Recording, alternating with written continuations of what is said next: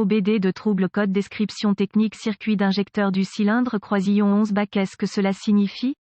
Ce code de diagnostic DTC est un code générique de groupe motopropulseur, ce qui signifie qu'il s'applique aux véhicules équipés d'OBDI. Bien que générique, les étapes de réparation spécifiques peuvent varier selon la marque, le modèle. Le code de panneau OBD P0291 est un code de groupe motopropulseur générique commun à tous les véhicules. Bien que la référence du code soit la même, la procédure de réparation peut varier quelque peu selon le fabricant. Ce code implique que le module de commande du groupe motopropulseur PCM a connu une situation de basse tension impliquant l'injecteur de carburant pour le cylindre croisillon 11 dans l'ordre de tir. En bref, cet injecteur de carburant fonctionne mal pour l'une des nombreuses raisons. Il est important de diagnostiquer et de réparer ce type de problème dès que possible. Lorsqu'un injecteur de carburant fonctionne mal, il provoque des ondulations sur toute la ligne, ce qui signifie que les paramètres de fonctionnement du moteur changent en raison des signaux mélangés au PCM. Si le modèle de pulvérisation de l'injecteur de carburant est réduit, un mélange pauvre en résultera.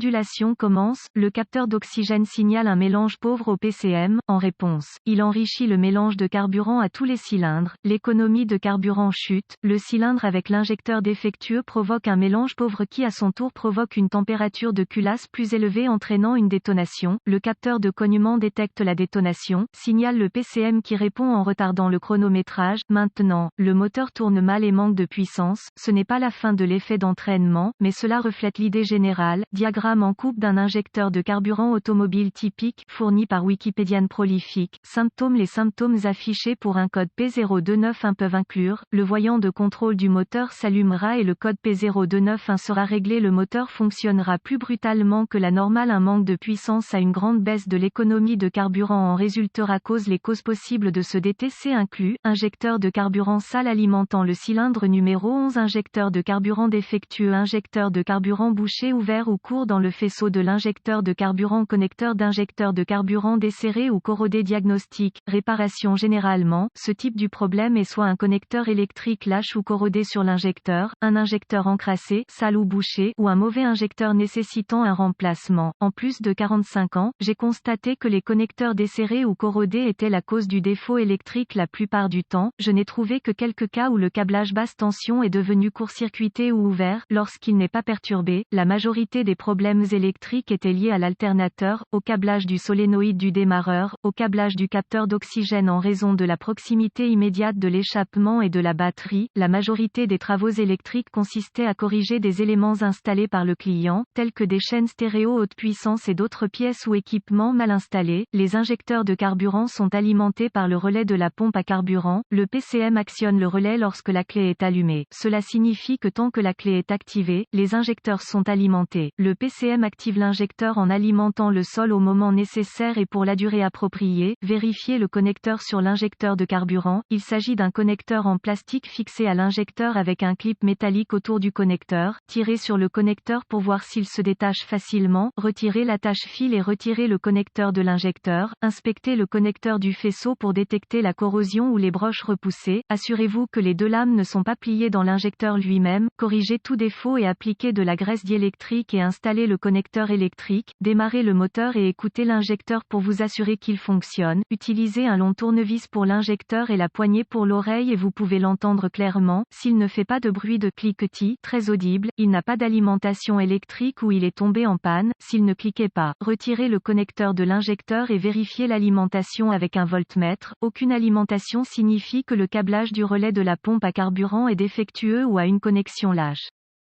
S'il est alimenté, sondez les deux bornes sur le connecteur du faisceau et si le pilote d'injecteur PCM fonctionne, le voltmètre indiquera des impulsions rapides et si des impulsions sont observées, remplacez l'injecteur. Si l'injecteur fonctionnait, il est soit bouché soit sale. Essayez de le nettoyer en premier. Le kit de rinçage des injecteurs est peu coûteux et bénéficiera aux injecteurs restants, prévenant éventuellement une récidive. Si le rinçage ne résout pas le problème, l'injecteur doit être remplacé. Achetez en ligne ou dans un magasin de pièces automobiles un kit de rinçage d'injecteur Esperluette Cote, direct Esperluette Cote. Il se composera d'une bouteille de nettoyant pour injecteur haute pression et d'un tuyau avec une extrémité pour le filetage de la bouteille de nettoyant pour injecteur. Tirez le fusible vers la pompe à carburant, démarrez le véhicule et laissez-le fonctionner jusqu'à ce qu'il meure par manque de carburant. Retirez et bouchez la conduite de retour de carburant fixée au régulateur de pression de carburant, ceci afin d'empêcher le nettoyeur de retourner dans le réservoir de carburant. Retirez la soupape Schrader dans l'orifice de test de la rampe d'alimentation. Installez la conduite de carburant du kit de rinçage sur ce port de test. Vissez la bouteille de nettoyant pour injection de carburant haute pression sur la conduite de carburant du kit de rinçage. Démarrez le moteur et laissez-le tourner jusqu'à ce qu'il manque de carburant. Il fonctionnera uniquement sur la bouteille de nettoyant. Lorsque le moteur s'arrête, coupez la clé. Retirez la ligne du kit de rinçage et remplacez la valve Schrader. Installez le fusible de la pompe à carburant.